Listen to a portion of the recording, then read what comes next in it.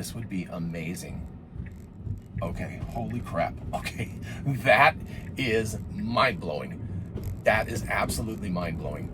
That is just, I'm kind of speechless.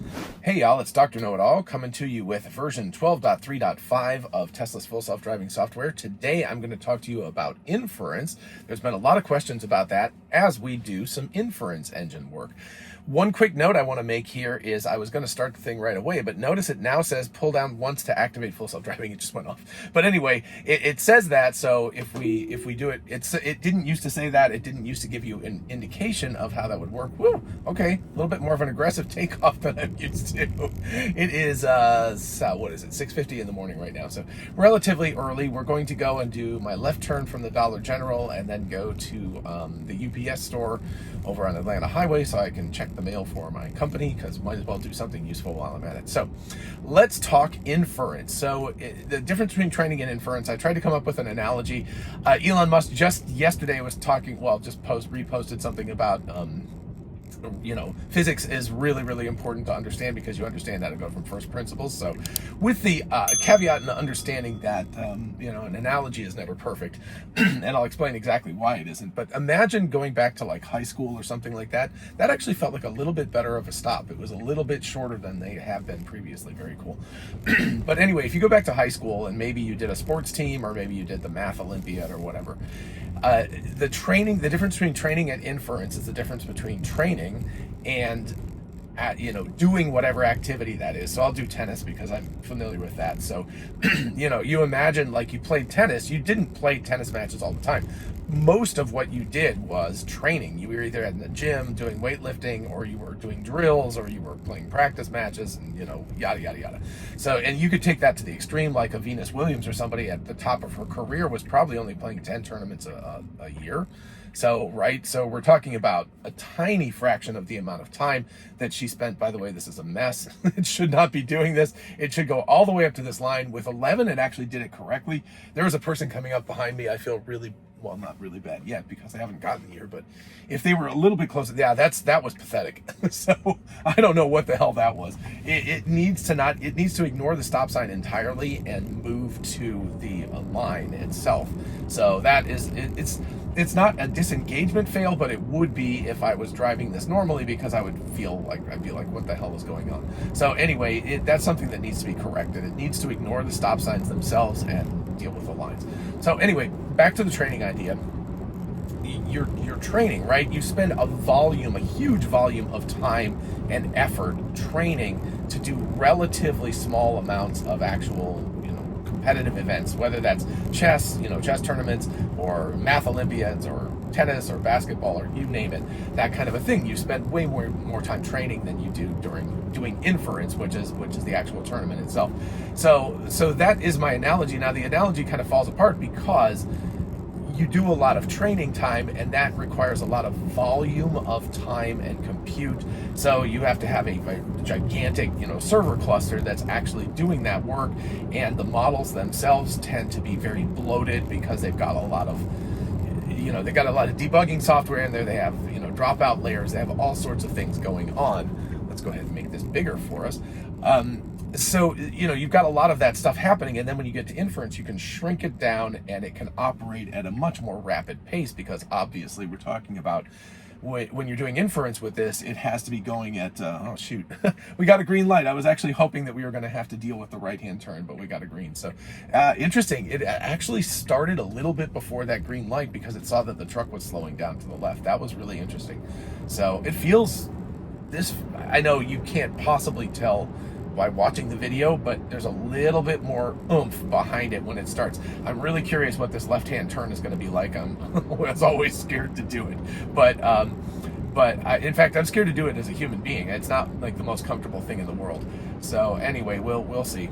Brett Adcock, by the way. No, I know it's just Adcock Furniture, but anyway, so you've got this huge volume of compute that's required to train something, and then you've got the inference, and the inference happens much more quickly with a smaller model and all of that.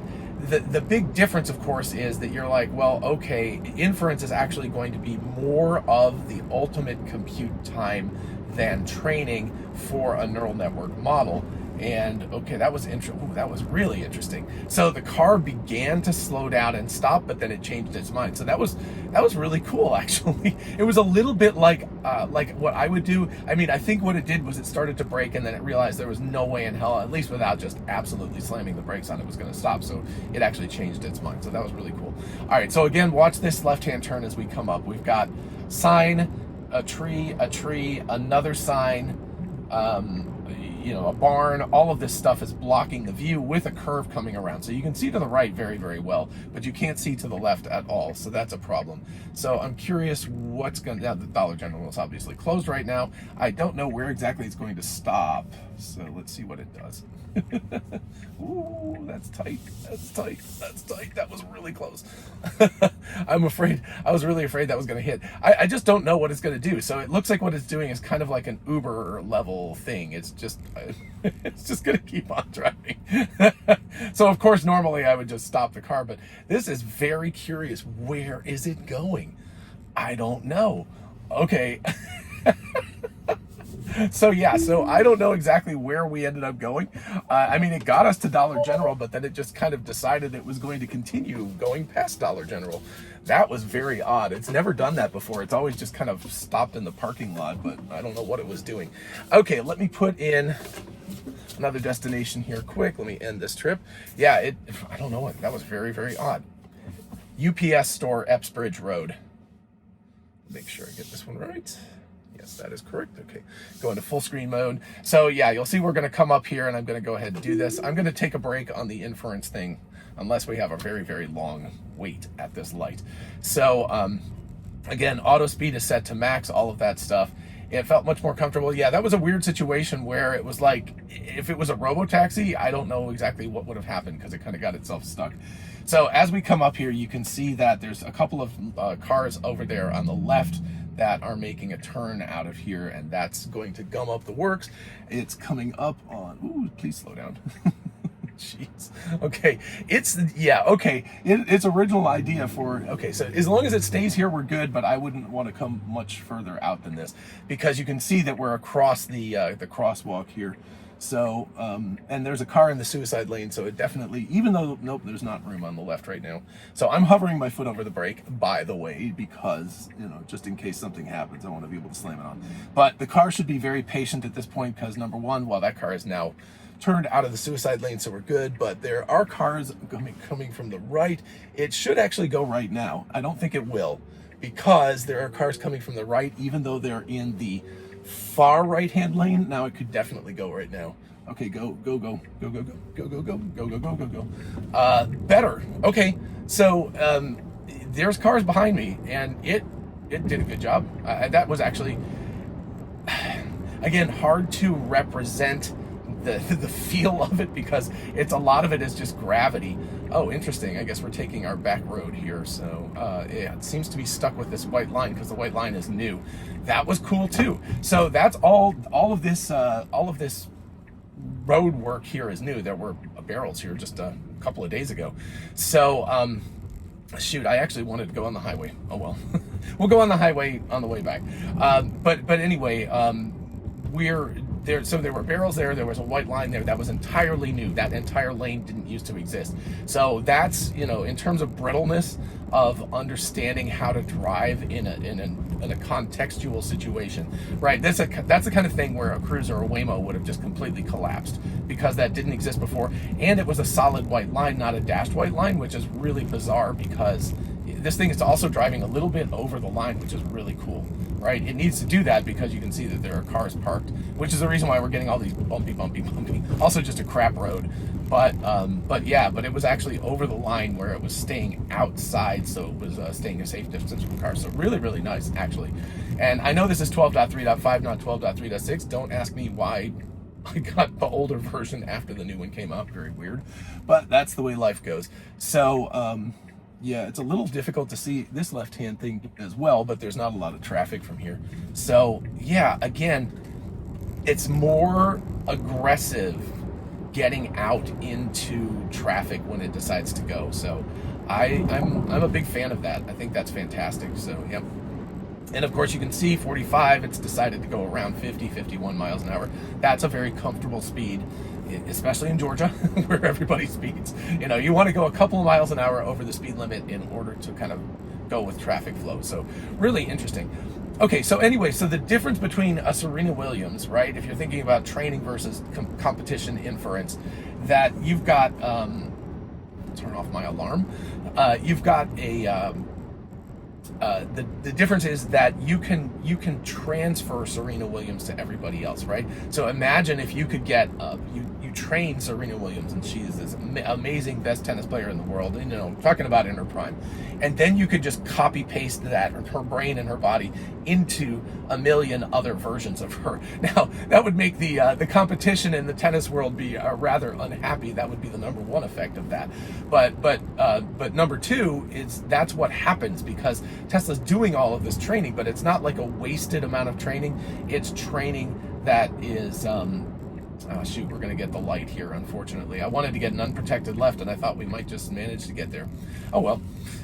Anyway, this is a highway, but it's a weird highway. It's like with the traffic lights on it and stuff, so it's not like a interstate style. So I believe we'll probably stick with the Auto Max here. So we'll see. I think that's correct for this, and we're only on it for a little while anyway.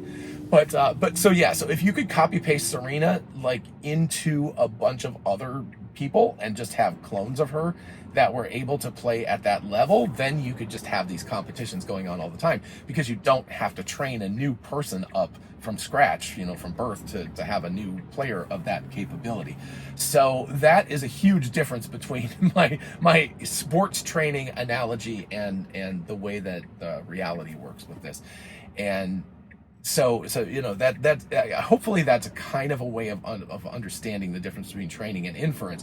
But obviously the difference here is that a lot of time is being spent on inference because we have millions of these vehicles out in the real world doing inference. So, you know, when Elon talked about this, I just did a video on this, by the way, check it out up here, and I'll put it at the end of the video if you're interested. But I was talking about how Elon said they're going to spend $10 billion in 2024, it sounds like, to do AI compute. But he said that a lot of that was the hardware and software in the vehicles themselves. And I kind of calculated it out. If it's $2,000 per vehicle to put in the hardware, and they sell somewhere around 2 million vehicles, that's around $4 billion. So that means that approximately 40, you know, somewhere around 40% of the capacity of doing the AI compute that they're doing is being expended to put it in vehicles themselves. Sorry, just turned on Do Not Disturb since I'm like, oh gosh, we've got lots of stuff going on right now, of course, because X is constantly all the time. So anyway, it does mean that he's counting the inference that these cars can do as part of their compute budget. Now, of course, as opposed to building a data center where there's no direct monetary remuneration, of course, they recoup the cost of putting this into vehicles because they sell the car and they recoup, you know, the couple of $1,000s plus the cost of building the car itself. But they recoup that money over time. So note here that we've got 55 and it's going about 58, and I believe because the things, oh no, I guess we'll get through. Yeah, the walk sign is on, so it just kicked on. So let's see how it deals with all of these. There's merging traffic, so we'll see how it deals with this white car and the Toyota that just decided to cut us off for Lord knows what reason. So yeah, interesting. So yeah. Let's see what the car does. I don't know what it's going to do. Wow, what a dick. Sorry. The car should have absolutely backed off and let that guy in front of us. I was like, wow, that is a jerky thing to do. So really interesting little, this is not correct at all. Oh yeah, okay. Wow, okay. So that was just, that was entirely a navigation issue because I was like, yeah, we want to go straight and this is a right turn only lane. So the car fixed itself, but I don't know whether that was a navigation thing or what, but it resolved the issue, but it definitely shouldn't have had that issue in the first place. Okay, so anyway, so inference compute. Number one, inference compute in this vehicle right now, it's doing inference. That's what it's doing. It's not training. This vehicle, now, if I disengage and I send a message that said, car screwed up and went into the wrong lane temporarily or something along those lines, that can be sent back to Tesla and the data can be used. Where is it? Ooh, okay, all right, let's see what it's gonna do here. It should be turning into this lane right here. Wow. Okay. Wow. It's doing everything a little more like oomphy, right? Even that slowdown there was a little on the oomphy side. So anybody want to go to Waffle House and get some breakfast? There we go. So let's see what it does with the parking area. This, by the way, was the cool area that they were doing construction on recently and repaving the surface, and it navigated that great. So I'm not exactly sure where it's going to. It says now UPS store, so it may actually pull right here, which is actually going to be fine if it does that, because I'll just, yep, okay. That's cool. So this is illegal parking, but I'm only going to be in there for like 2 seconds. So I will be right back, folks. All right, ciao. Okie dokie, and we're back. There was no mail, so I'm going to go ahead and do this. I'm navigating to a restaurant pub kind of place called Academia's, just to give us a place to go. So I'm going to engage again, and off we go out of here. Oh, very nice. I don't know if it's going to pull a U-turn in the parking lot or go straight. Let's see how it navigates the parking lot, because I think I would actually go back that way, but we'll see. Nope, it's going to go, oh, it's going to go to the left. Okay, so it is going to do it. It's just, it's being much more legal about it. You know, I guess ultimately driving through the parking lot and going through parking spaces is probably not the most legal way to do it, but that's the way everybody does. So, okay, so Inference. The other thing we can do with Inference, and this is something that Elon talked about at the earnings call, and this is just a hypothetical at this point, is this computer, right, this edge computer, hardware 4 that's in this vehicle, is very, let's see what it does with this yield, because it should not stop. It should just keep going. And okay, that was decent. Yeah, that was okay, right? And now it should hop to it and get over to the left lane. Wow, okay, holy crap. I mean, that's just like so human. It's weird. It would slow down a little bit more at the yield sign than I would have, but if my wife was driving and I wasn't really paying attention, I wouldn't have noticed that she wasn't driving there. That's just wild. So we've got the protected left, and even though this guy is inching out into our lane, yep, that was excellent. Okay, so really, really cool. Not exactly sure why it's getting in the right lane here to follow the Prius, because we all know the Prius isn't going to go the fastest in the world. Yeah, now it's like butting up against him. So yeah, that was like, that's like that little weird like planning thing. It's like, okay, you got to know that a Prius is unlikely to go very, very rapidly, so just stay in the left lane and just do that instead. So those are those little tweaks that it's just like, yeah, it was an unnecessary lane switch, because it should have been able to project out by looking at the vehicle that it was unlikely that that vehicle was going to be one that was going to go rapidly. So okay, cool, good stop at the yellow light. Okay, so anyway, while this car is operating and the full self-driving is operating, it's churning through a lot of compute. It's actually eating a ton of compute right now, because all of this stuff takes an immense amount of compute power. So it's using that power to do driving right now. But with a private vehicle like this, you know, I'm going to do this, and then what else is it going to do today? Oh, shoot. I'm never going to get on the highway. It's okay. The highway is still old stack, I'm pretty sure. So anyway, we're going to take the back route. This will be interesting, because there is a massive navigation error that is Google Maps' fault, and the Tesla just can't, like, I don't know why it's been like this for at least 6 months, maybe a year, and the navigation information has never been updated. I continuously put in a request that they update the navigation information, but it's not. So anyway, so we'll see what happens up here. It's a ways up, but so anyway, when the car is sitting, right, so I just drive it, let's say 10 hours a week or 12 hours a week or something like that. The rest of the time the car is sitting, and it could be used for other inference, because it's a pretty beastly chip with a reasonable amount of memory on it. So it could do things like large language model inference, like it could be running Grok if a person puts in a request and says, you know, write me a poem in the style of Rudyard Kipling or something, whatever, it doesn't really matter. That kind of a thing is a low bandwidth request. It's like send out something, get back text tokens. Let's see what it does. Okay, it's being mellow about this. Speaking of, yeah, I'm in assertive mode. Okay, and nice. Okay, you see the way that as the cars were going by, it was already moving out into it. It wasn't waiting until they completely passed. And by the way, the Prius is behind us.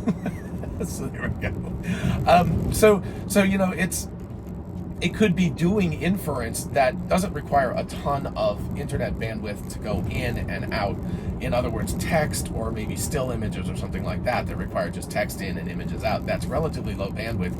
Most of the intensity is doing the operations, doing the neural network operations, where you could sideload neural networks like Grok or something like that onto these chips and have them run onto the boards and have them run while the car is just chilling out, and then you get a tiny amount of money for every one of these inferences, but effectively it would, over time, you can make a little bit of money for it as it's sitting there. Now, of course, you are, I guess, sacrificing your battery power, or if it's plugged into the wall outlet, you're sacrificing some electricity because the car is using more of that when it's inferring than it is when it's just sitting there idle completely. But as long as the economics of that worked out, that you earned more money than it cost in electricity cost, that would come out to be a net positive, so you could do that.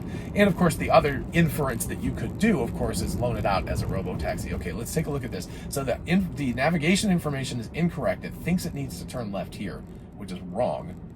The road now goes to the right. So, okay, so it didn't used to be able to handle this. It used to try to turn there. So now at least it's smart enough to know. Let's take a look at, see, it doesn't understand that. And now what it's gonna do is put in a U-turn instead of going to the left. So I may today allow it to do this and see if it can manage the U-turn just for the hell of it. Yeah, see this? This is all wrong. So it needs to make a left here. This is entirely a navigation information issue. What's it gonna do? What's it gonna do? What's it gonna do? It's gonna freak out that dude behind us. Okay, this is really interesting. Okay, this is version 12 of the software, and check this out. It sees a left turn lane. Now it did wiggle, it did wobble around a lot, but the navigation is telling it to go right and make a U-turn and come back, which is patently ridiculous. So I really want to see if it's going to manage this left-hand turn out of here. I've never tried this before. I've always just disengaged and filed a complaint about the navigation information. It used to be that the turn was over there on the other side of this, like it was just like 50 yards, not even, it's just a tiny amount. So let's see what it does. Let's see if it will make this left-hand turn. Wow, this would be amazing. Okay, holy crap. Okay, that is mind-blowing. That is absolutely mind-blowing. That is just, I'm kind of speechless. I mean, Tesla, holy, whoa. What it did was it ignored the navigation, right? So if you think about a robot does what it's told to do. This thing was just told to make a right-hand turn. It just looked at the scenario, said there's a right-hand lane and a left-hand turn lane, and I can go left here. And it ignored the navigation and made the correct call.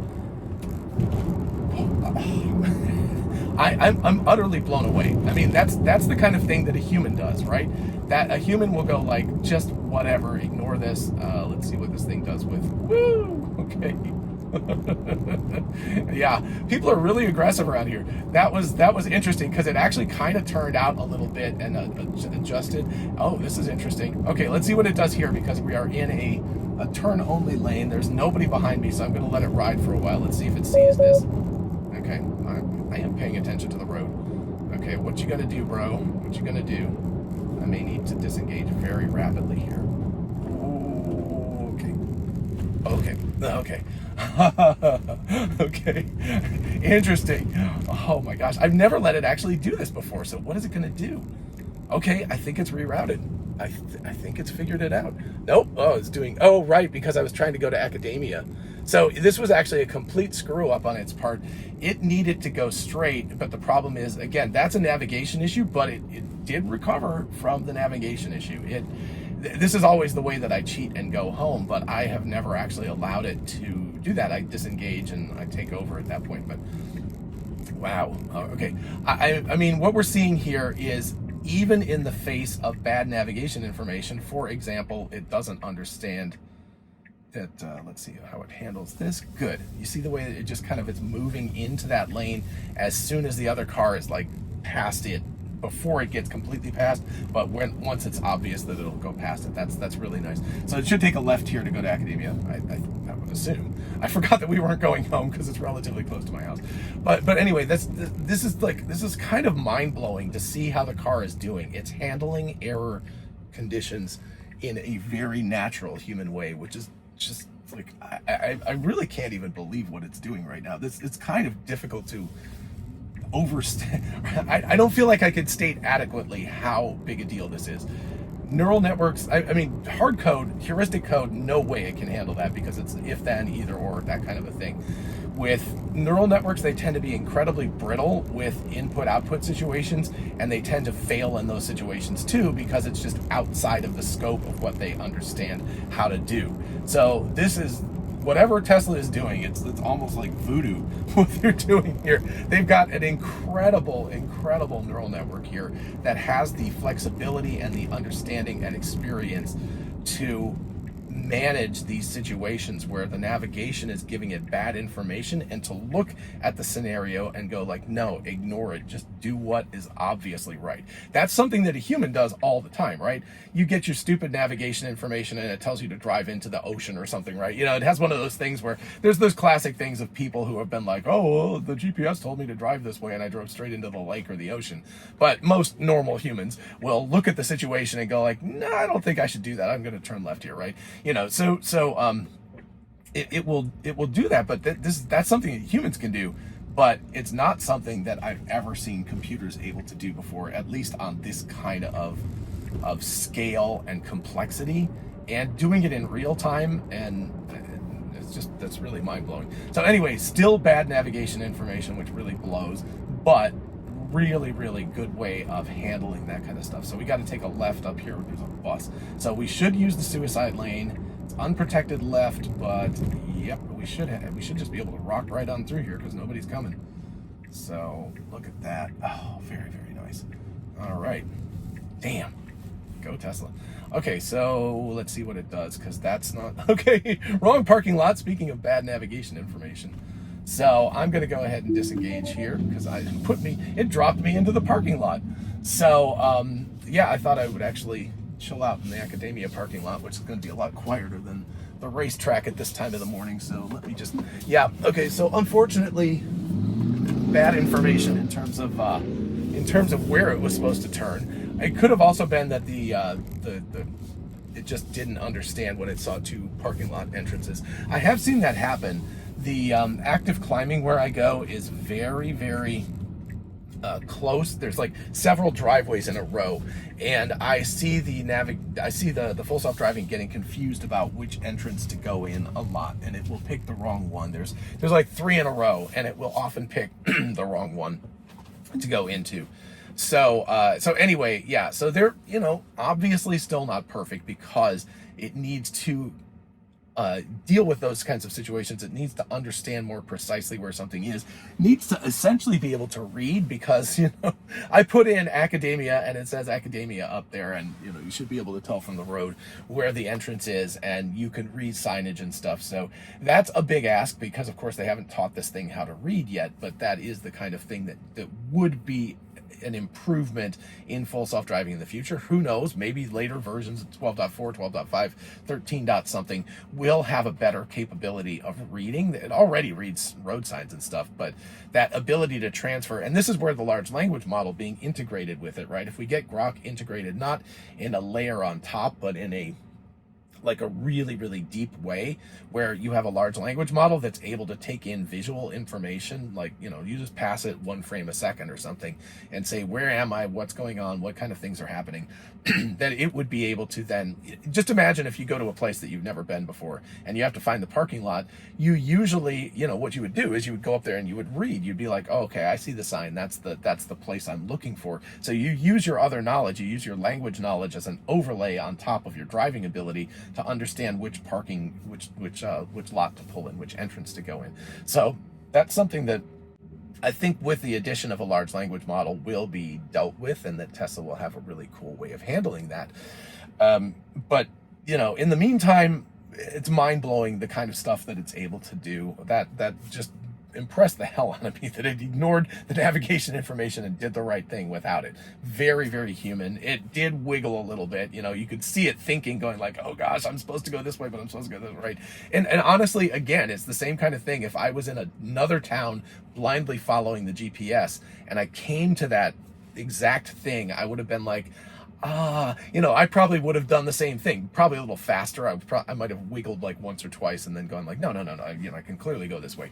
But it did it a few more times. It oscillated more times than I would have as a human, but still it came to the right conclusion. In terms of inference, so we've talked about it was doing inference. You also have the option of doing inference in terms of with your car. Hypothetically, in a hypothetical future, I shouldn't say you will, but you could. Elon talked about this, it's not just me, that you could utilize this to do inference for things like Grok, for things like generating images, whatever AI purposes there need to be in the future. There's a disadvantage in it that it is...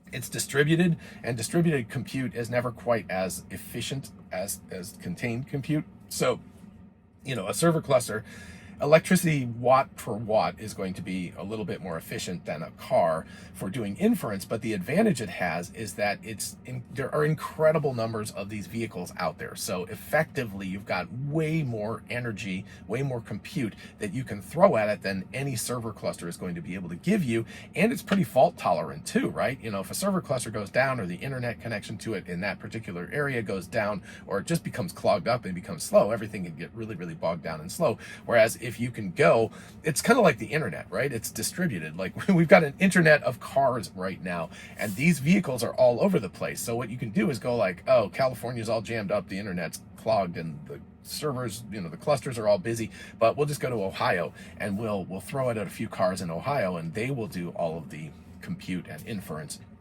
and then we'll get the results back and the person gets what they want. So they'll get it faster. So even though it's not quite as efficient, it's fault tolerant because it's all over the place, it's distributed, and it will be more robust in terms of more consistent speed because you can always find an open node. It won't be one of those places where it's just like, nope, just too busy right now. So that's a huge advantage. And then of course the other use for inference is to use it as a robotaxi. Is if again, and Tesla has shown us screen grabs, they've shown us what this thing might look like. And it looks like they've thought about it quite a bit, and it's in dark mode and everything, but you summon the car just like Uber, and it takes you to where you're going, and you drop off, and you can adjust music, temperature, whatever you want to do through your app. We do have to talk about some mechanical things. I'm going to save that for another video, but consider that a little teaser for another video. So like and subscribe, people. But anyway, you've got lots of different opportunities to utilize the compute power that's in your car. And I just posted something that said it's interesting. I've been reading Lynn Alden's book, Broken Money, incredibly. I highly recommend it. It's really, really good. But basically, she gets into the idea eventually that Bitcoin, essentially, with Bitcoin, energy is money because it's the work. It's not, the energy is not wasted energy. Everybody thinks about energy in Bitcoin as wasted energy. Actually, the energy is exactly the reason why you can't adjust the ledger. You can't fudge things. You can't change it to your will because it would require an immense amount of energy to go back and rewrite the blockchain. That's pretty much what it comes down to. I'm going to talk to Andrew Perkins and another person who's very much a big person in the Bitcoin space, and we're going to break this down for you guys. So I'm still trying to learn. I've got Bitcoin now. I'm still trying to learn the Lightning Network. I'm trying to figure all this stuff out, but we're going to break that down. But anyway, that's inference as well. It's Bitcoin mining. It's not really AI inference, but it's another thing you can use your compute power for. You could run your car as a Bitcoin miner or a Bitcoin node or something like that when you are not operating in the vehicle. So that's another possible outcome. So, once you have this compute, and once you have the energy to run it, either through the battery or plugging it into your house, you have effectively money. That's the long and short of it. And Sam Altman has been saying compute is money, but when you get down to it, compute is energy also, right? It's a particular use of electricity to do something, which is to, run a lot of bits through a computer chip. And so that's a use of money as well. So energy in the end it's all going to be about specifically electricity, but electricity is going to become money. That's going to be the new oil. Generating electricity makes me actually think that even though I'm not considering staying in our house for a super long time, that maybe it's time to get solar panels because it's the kind of thing where they're going to become very valuable over time. Even though the panels themselves are commoditized, the energy energy that they produce is going to be incredibly valuable, and that energy being able to be used efficiently for compute is something else that you can wrap on top of that. So anyway, those are my thoughts. It's now 7:26 in the morning on a Tuesday, so take them as they are. But I have to say, really impressed with the feel of 12.3.5. Omar says that 12.3.6 is even better, so we'll see about that. That'll be amazing. But it's just each version you can feel it, and it's hard to describe in a video because you can't feel it. But when you feel it, the seat of the pants, it's like it's pushing you. You're like, yeah, more confidence, less hesitation, more it's going to go and it's going to get up and have, things are going to be happening.